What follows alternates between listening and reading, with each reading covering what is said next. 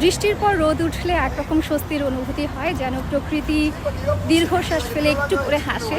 সারাদিন একটানা গুমোট আর স্যাঁতস্যাঁতে আবহাওয়ার পর যখন শেষ বিকেলের নরম রোদ আমার জানালার ফাঁক দিয়ে উঁকি মারে, তখন মনটা একেবারে হালকা হয়ে আসে। আর কানে একটা জিনিস বাজতে থাকে যে, রিকা ঘরে বসে কি করছিস, বের হচ্ছিস না কেন?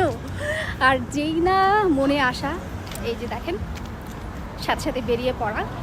এই মুহূর্তে আমি আছি নিউ ইয়র্ক শহরের এক অনন্য জায়গা লিটল ইয়েমেনে।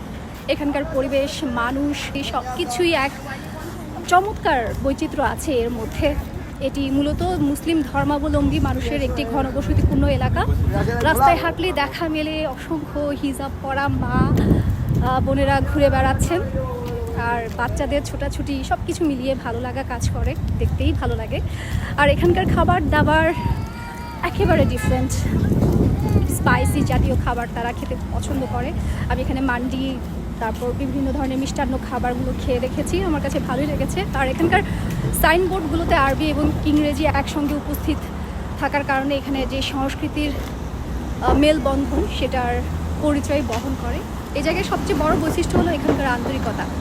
ব্যস্ত শহরের ভিড়ে আপন এক পরিবেশে থাকা, এটা আসলে নিজের ভেতরের মানুষটার সঙ্গে আবার নতুন করে পরিচয় হওয়ার মতোই। আর ঠিক এই মুহূর্তে যখন বৃষ্টির শেষের যে রোডটা, তখন এই শহরের এই আমার কাছে আরও বেশি আপন মনে হয়। তো সব কিছু মিলিয়ে আজকের এই বিকেলটাকে খুব ভালোভাবে উপভোগ করার চেষ্টা করছি, আর ভালো লাগছেও এই মুহূর্তে। বাতাস, ঠান্ডা ঠান্ডা যে বাতাস আসছে, সব কিছু মিলিয়ে ভালো লাগছে আমার কাছে। দেখি কতক্ষণ বাইরে একা একা ঘোরাঘুরি করতে পারি। টাটা।